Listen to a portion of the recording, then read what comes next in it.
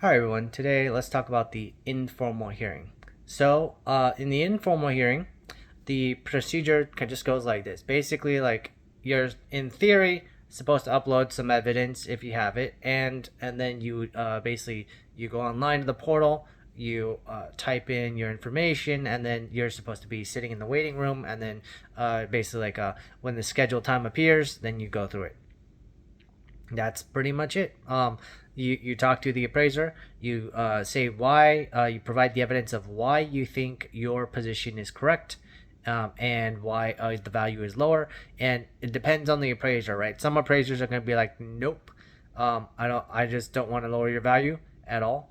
Other appraisers, they'll try to work with you a little bit, like within the constraints of what they can or can't do. Like most of them, they're restricted to a certain level that they can give, and then beyond that, there's nothing they can do. And if that's the case, then they'll generally be at least straight up and say, hey, I can't do that, and you're gonna have to take it to the formal hearing. But really, it's just an over the phone conference. Recently, Travis County this time has implemented not just over the phone, but it basically an online version. So you can think of it as like a Zoom conference, and you just talk to them, and you can see what they see. And so there's a bit of screen sharing and all that, but it's essentially the same thing. What you want to do in the informal is to just understand why they're putting the forth a case that they're putting forth. Like if you want to understand like all the numbers of like, hey, what does each line mean?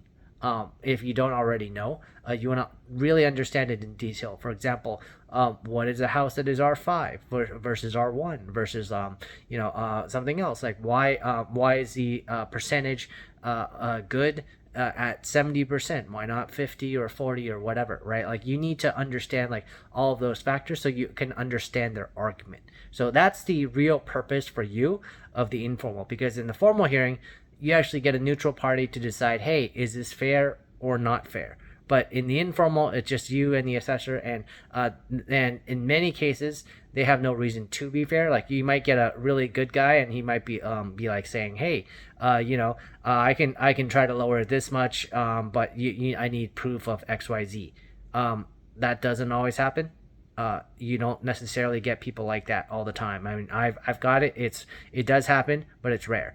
The other thing you do want to do is if you have more than one property, schedule it. As soon as you basically talk to the appraiser, you say, "Hey, I'd like to also do properties XYZ after this. Is that okay?"